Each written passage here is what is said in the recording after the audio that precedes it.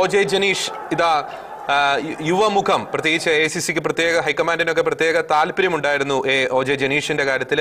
ആദ്യഘട്ടത്തിലൊന്നും ഉയർന്നു കേട്ട പേരായിരുന്നില്ല. പക്ഷേ അപ്രതീക്ഷിതമായിട്ടൊരു എൻട്രി ഒ.ജെ. ജനീഷിന് സംഭവിക്കുന്നു എന്നതാണ് പ്രധാനപ്പെട്ട ഒരു കാര്യം.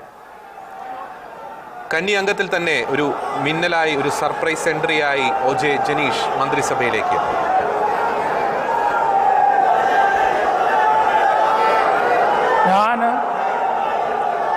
ഒ.ജെ. ജനീഷ് എന്ന ഞാൻ നിയമം വഴി സ്ഥാപിതമായ ഭാരതത്തിൻ്റെ ഭരണഘടനയോട് നിർവ്യാജമായ വിശ്വസ്തതയും കൂറും പുലർത്തുമെന്നും ഞാൻ ഭാരതത്തിൻ്റെ പരമാധികാരവും അഖണ്ഡതയും നിലനിർത്തുമെന്നും ഞാൻ കേരള സംസ്ഥാനത്തെ ഒരു മന്ത്രി എന്ന നിലയിലുള്ള എൻ്റെ കർത്തവ്യങ്ങൾ വിശ്വസ്തയോടും മനസാക്ഷിയെ മുൻനിർത്തിയും നിർവഹിക്കുമെന്നും ഭരണഘടനയും നിയമവും അനുസരിച്ച് ഭീതിയോ പക്ഷപാതമോ പ്രീതിയോ വിദ്വേഷമോ കൂടാതെ എല്ലാ തരത്തിലുള്ള ജനങ്ങൾക്കും നീതി ചെയ്യുമെന്നും ദൈവത്തിൻ്റെ നാമത്തിൽ സത്യം ചെയ്യുന്നു.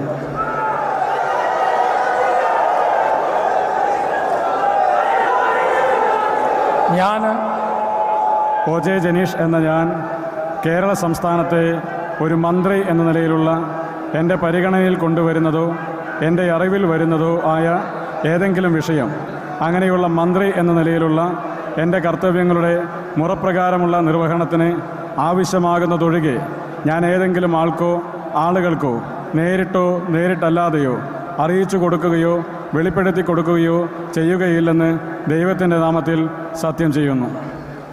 തീർച്ചയായിട്ടും നമ്മൾ ഒ.ജെ. ജനീഷിനെ കുറിച്ച് പറയുമ്പോൾ കനൽ വഴികൾ താണ്ടിയ കരുത്തുമായിട്ടാണ് കന്നി അംഗത്തിൽ ഒ.ജെ. ജനീഷ് ജയിച്ചു കയറുന്നത്.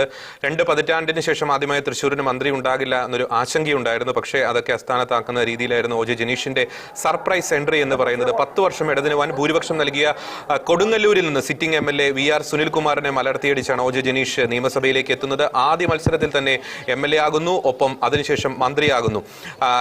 യൂത്ത് കോൺഗ്രസ് സംസ്ഥാന അധ്യക്ഷ പദവിയൊക്കെ അദ്ദേഹത്തെ തേടിയെത്തുന്നു. VM സുധീരൻ തൃശ്ശൂരിൽ നിന്ന് യൂത്ത് കോൺഗ്രസ് പ്രസിഡന്റ് നൂറ്റാണ്ട് കഴിഞ്ഞപ്പോഴാണ് അപ്രതീക്ഷിതമായി ജനീഷ് അധ്യക്ഷനാകുന്നത് എന്നതും ശ്രദ്ധേയമായിട്ടുള്ള കാര്യം തന്നെയാണ്.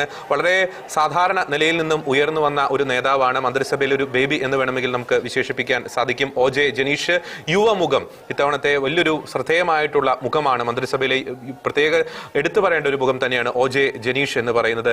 തൃശ്ശൂരിന്റെ പ്രതിനിധി, കൊടുങ്ങല്ലൂരിൽ നിന്നും അവിടെ യൂത്ത് കോൺഗ്രസ് അധ്യക്ഷനായി, അവിടെ MLA ആയി തെരഞ്ഞെടുക്കപ്പെടുന്ന യൂത്ത് കോൺഗ്രസ് സംസ്ഥാന അധ്യക്ഷനാണ്.